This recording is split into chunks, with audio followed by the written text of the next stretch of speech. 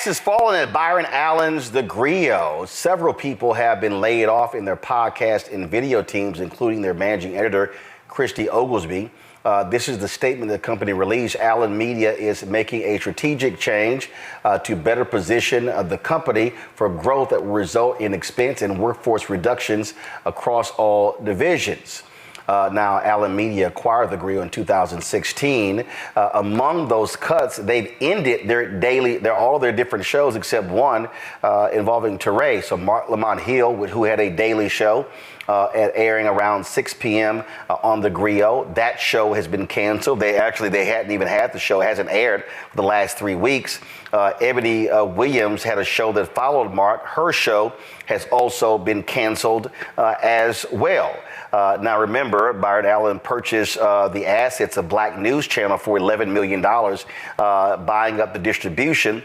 He then used that to launch the Grio TV. And so those shows are being canceled.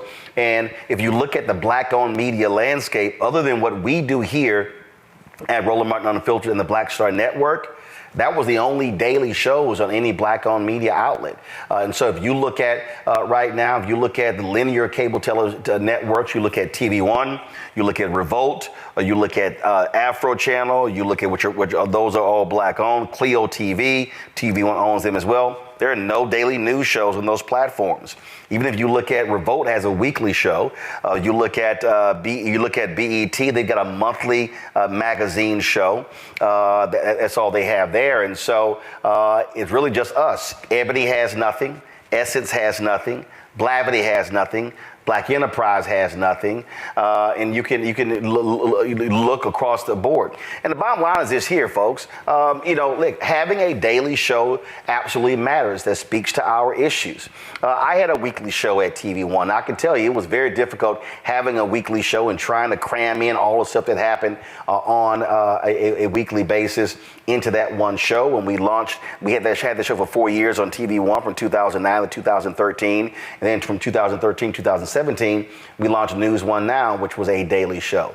And so these things absolutely matter. I reached out to Byron Allen, sent him a text yesterday, also Geraldine Moriba, who is one of the executives at TheGrio. Did not hear from either one of them. Wanted to get a statement from them with regards to these shows ending.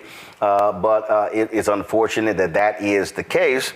But I can tell you right now, we're continuing what we're doing right here. Faraji Muhammad, who he ended his daily show with us. He took a job as a producer for Tavis Smiley's show on his network. We ended D Barnes' show on the Black Star Network, but we continue with our other shows. They continue, and look, and we're going to stay focused. For everybody to understand, this show is profitable. This is what we know. What we do, we understand how to do this show. Our goal is to generate more advertising revenue from advertisers. We're trying to make that happen, but we plan on not going anywhere. Speaking to the issues that matter, and the thing that people have to understand, Robert, that look, there are all kinds of changes that are happening in the media landscape. But what cannot happen, and we have got to be absolutely focused to make sure that we have Black-owned media, not just when it comes to telling our story, but Black-owned media also creates opportunities for African Americans to be able to tell their story, for folks who to be panelists. I can't tell you how many people reach out to us, and we can't do all the stories that mainstream media would never give them the time of day. And so if we lose, there's a lot of stuff, a lot of entertainment shows and gossip shows and sports shows out there, but our audience deserves to have real news shows that we're not having to be caught up in a lot of the entertainment and sports drama. You're absolutely correct, Roland. I'm going to challenge the viewers. I'm going to challenge the listeners. We have to start supporting Black-owned news and Black news media, because otherwise we only get propaganda. There are 1,050 trillion websites to talk about Blueface and Krishan and what they do on a daily basis. I know more about the relationship between Miss Netta and Charles than I have ever cared to know about. We need more than just gossip and internet stuff. We have to have real news in the Black community, because it's not as if these stories are not happening. And I think that it's telling that we've had so many Black media outlets not be able to financially sustain themselves. And that's partially because we, as a Black community, do not support Black news to the level that we need to be doing so. When you see real major stories in Black news getting less views than a kid doing a makeup tutorial or opening presents, you realize that we are not taking these issues seriously. And this is why so often when it comes to political conversations, we get fed propaganda as opposed to policy. That when you have to talk to other communities, you have to come in talking about legislation, dollars, cents, how exactly this will impact your community. When they come to us, often they're talking about, entertainment and then doing the electric slide and all these other things, as opposed to policy, because they don't believe that we are real consumers of real news and real serious policy considerations. And if we start taking it seriously and putting real dollars behind it, if you build it, they will come. Roland, you've shown that. But I think that, Rebecca, when we talk about how vital this is, and listen, I've lived it for a long time, and I can't explain to people enough. From a political standpoint, I'll give you a perfect example. In the last 2 months, there have been 4 Black-specific polls that were released. We've had those folks on this show. I think maybe one mainstream show did something on it, but they've been totally ignored. And so if you don't have an opportunity to be able to tell your story, it's like a tree falling in the forest. And we've got to understand that I've said for years, we will rue the day when we're having to beg mainstream white media, please, please, please, baby, please, can you cover our stuff? That should never be the case. We've got to have Black-owned media that's speaking to our issues. And yeah, I don't give a damn about the Drake, Kendrick, J. Cole rap battle. I'm not talking about that. Other folks can, that's fine. But it's enough of that art out there. We got to have places where we talk about our stuff.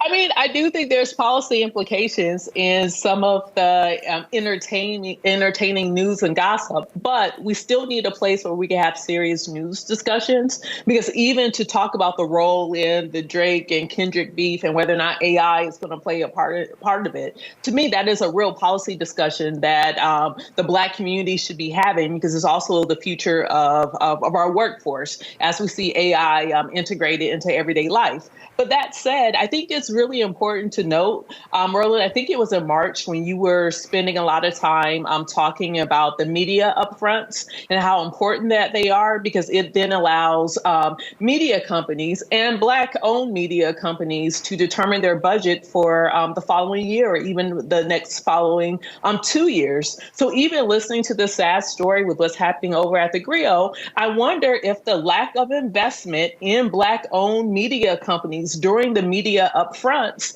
if that also led to these layoffs. Like, we can't, as a Black community, we cannot afford to have less outlets because, like you said, there's only a handful of outlets that's delivering news by us, for us, about us. And that's very important as people are trying to navigate not just a political season, but just as people are trying to navigate, period, because you're not going to hear that from your local cookie cutter news. And Suzette, the reality is this here. I mean, I have been for 3 years, 3.5 years, we've been dealing with these ad agencies being frozen out. We're finally, I think, making some headway. But there are still other ad agencies that are giving us the runaround. And what they do is they have you talk to their multicultural teams. But the real money is when you talk to the chief investment officer, the people who handle the budgets.